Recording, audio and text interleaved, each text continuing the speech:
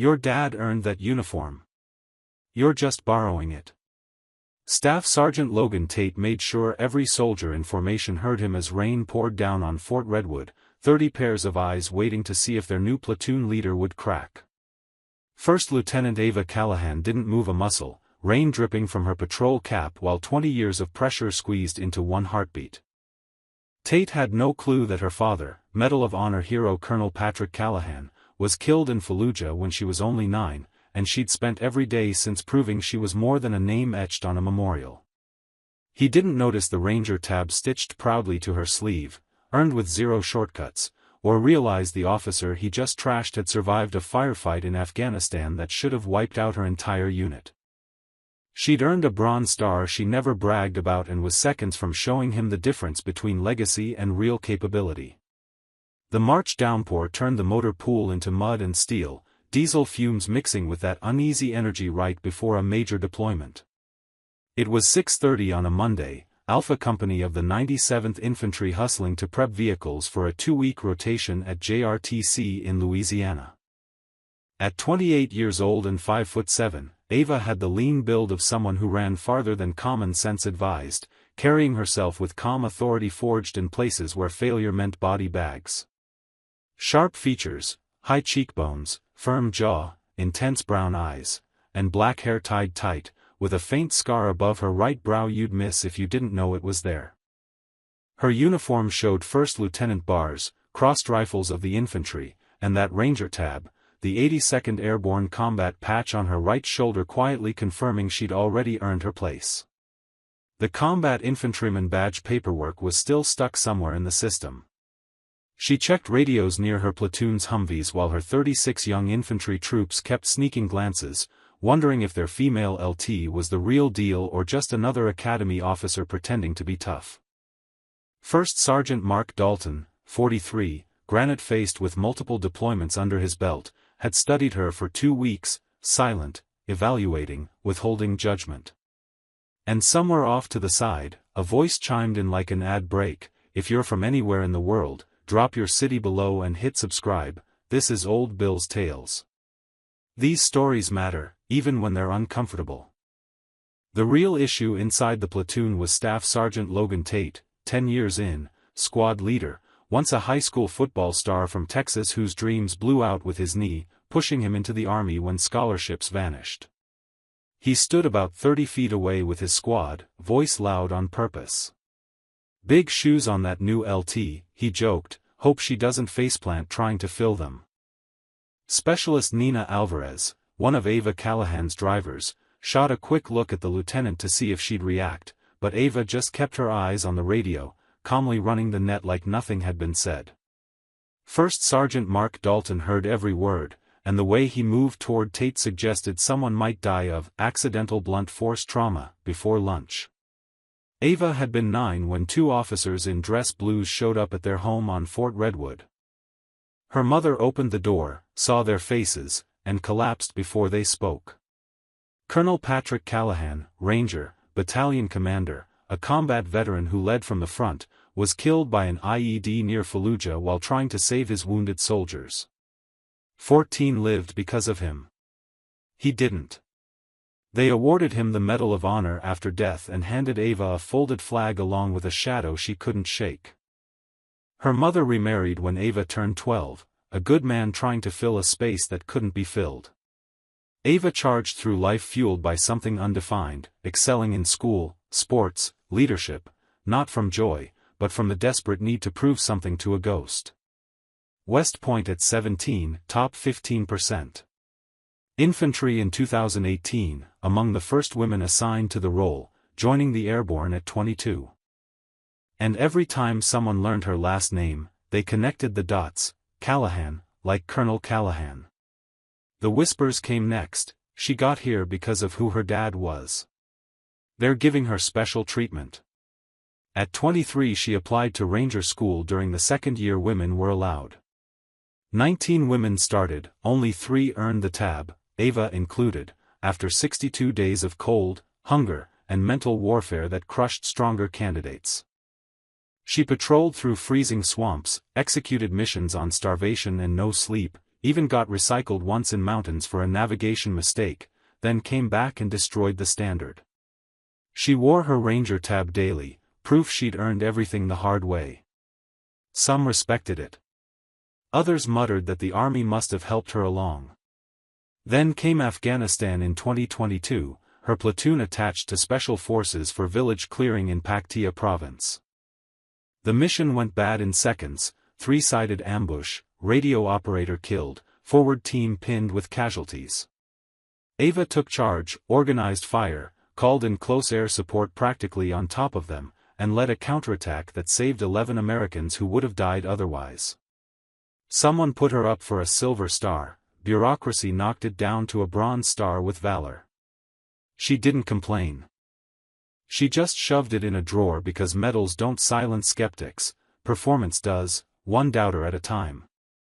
Now here she was at Fort Redwood with a platoon unsure she belonged, and an NCO openly challenging her, with only 2 weeks until JRTC would spotlight her success or her failure.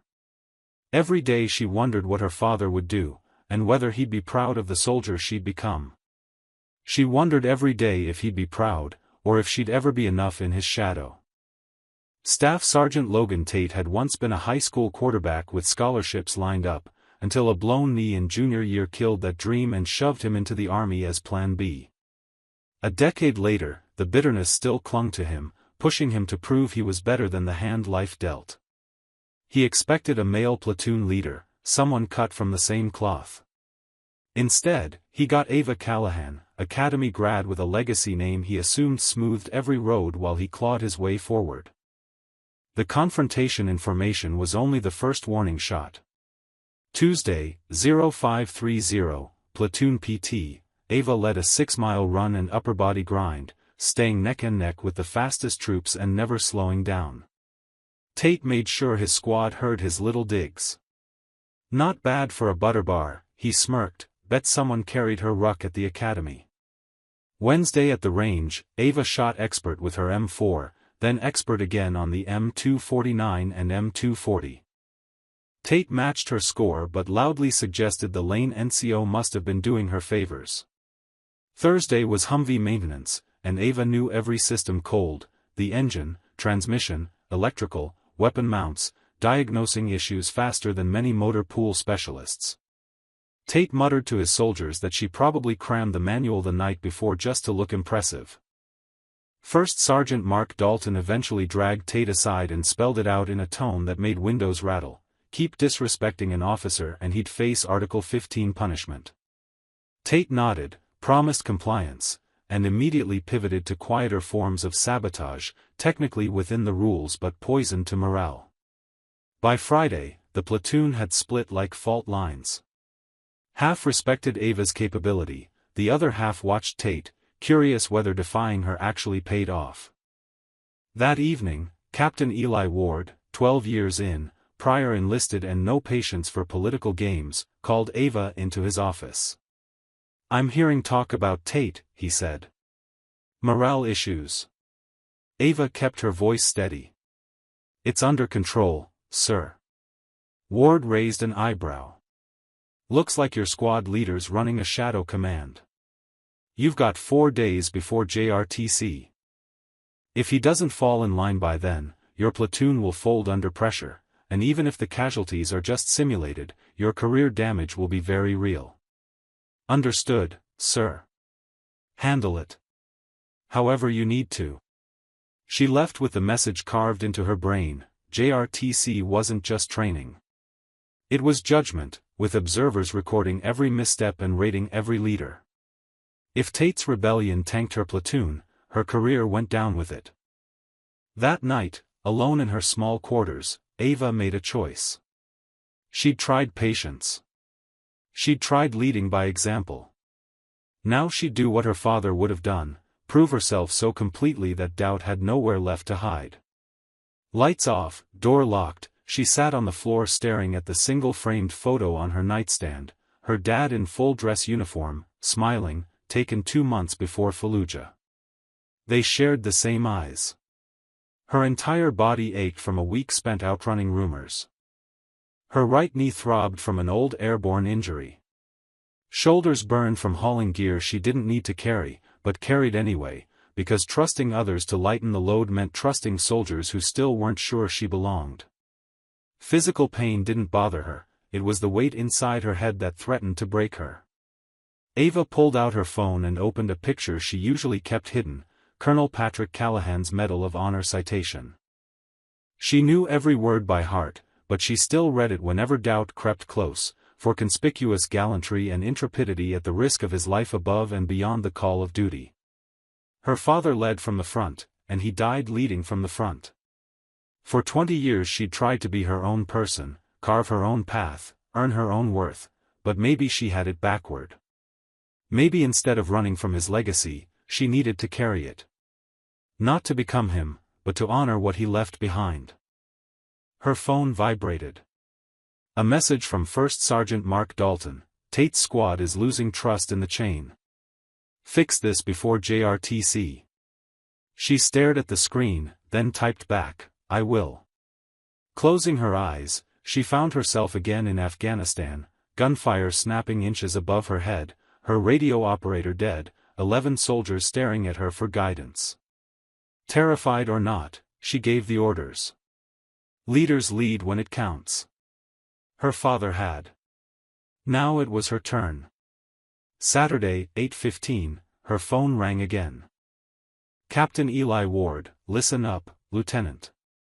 Battalion's running a pre-JRTC shakedown starting Monday at 0600. Every platoon. 12-mile land NAV with tactical problems at each checkpoint, finishing in a platoon live fire. Your platoon is up first. 48 hours notice, sir. Correct. Use today and tomorrow to prep. Performance counts on your evaluation. And Callahan, fix the Tate problem. This is the chance. He hung up. Ava called her squad leaders, including Tate, ordering everyone ready with full gear by 1300 for inspection. Then she spent 4 straight hours personally checking radios, weapons, and every piece of equipment because trust wasn't earned with words, it was earned through standards. At 1300 sharp, 2nd Platoon stood ready, all 36 infantry soldiers, wearing game faces but harboring doubts. Ava briefed the mission, 12-mile course through the training area at Fort Redwood, for tactical checkpoints, casualty evac, equipment recovery, hasty ambush, defensive position, and finishing with a platoon live fire assault on a shoot house. Time standard, under 5 hours. She locked eyes with Tate. Staff Sergeant, you have point on navigation. I'll be with the main body and evaluating. He nodded, expression stiff, professional for once. Monday, 0600, they stepped off.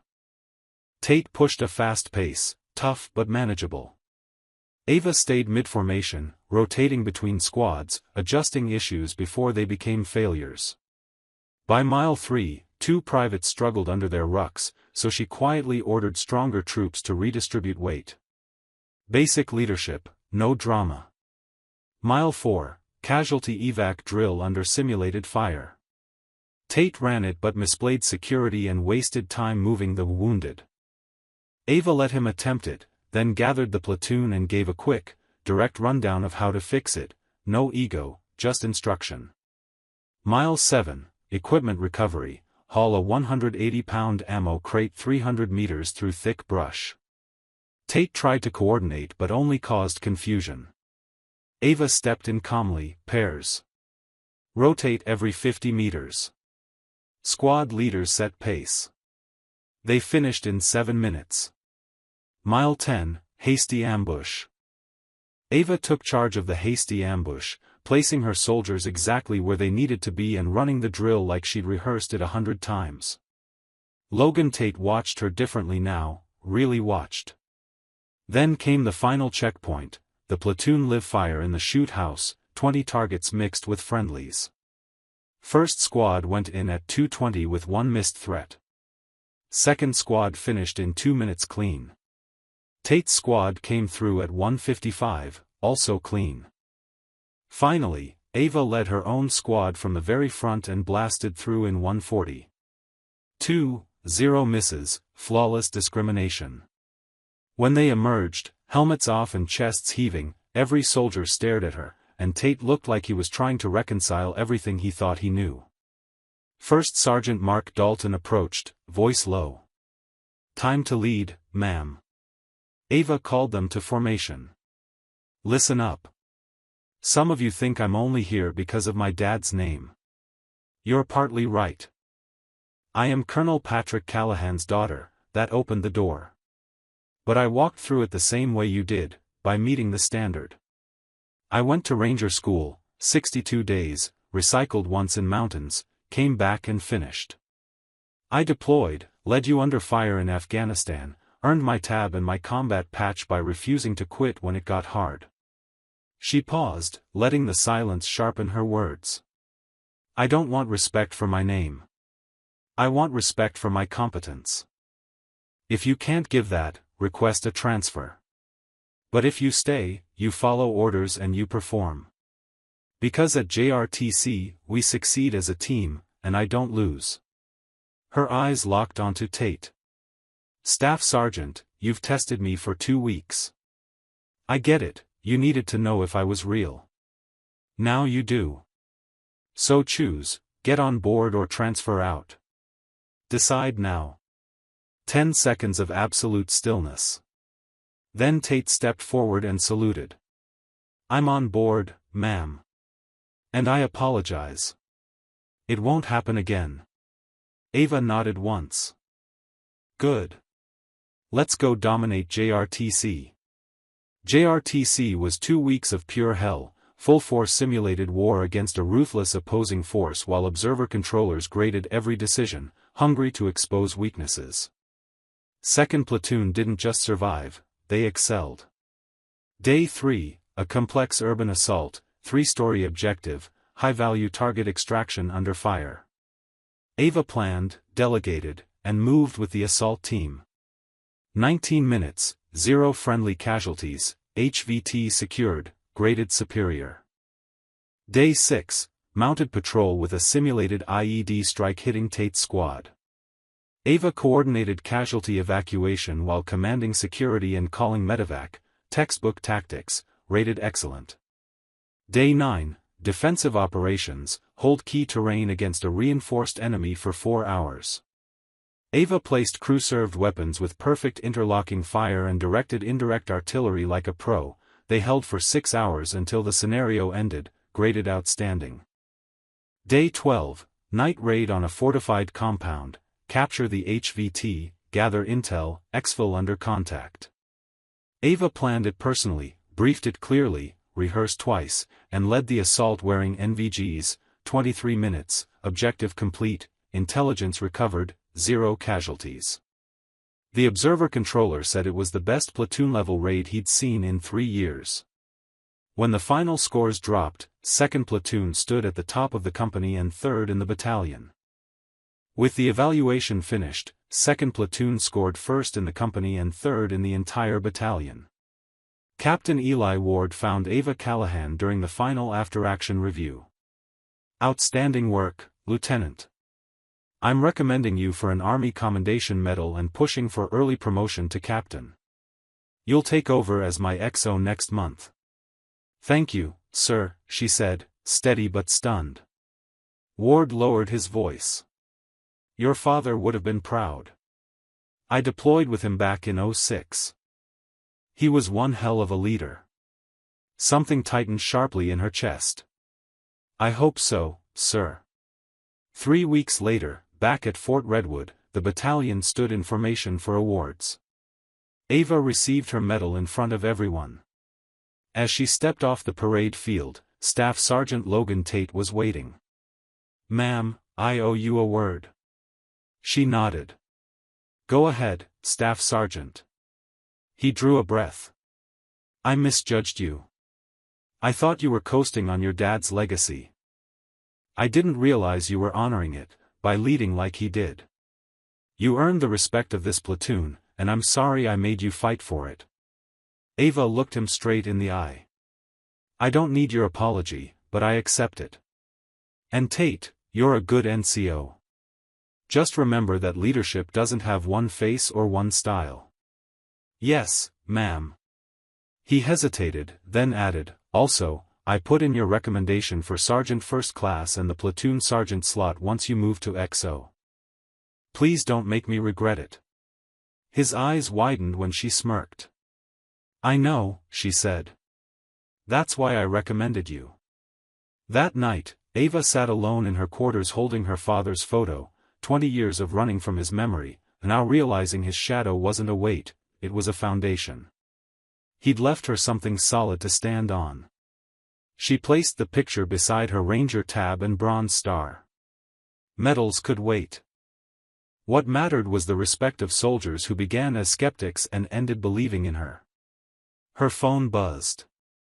A text from Tate, first rounds on me at the company bar. You coming, ma'am? Ava smiled, typed back, on my way, grabbed her jacket, and stepped into the cool spring night. There would always be more to prove, more challenges ahead.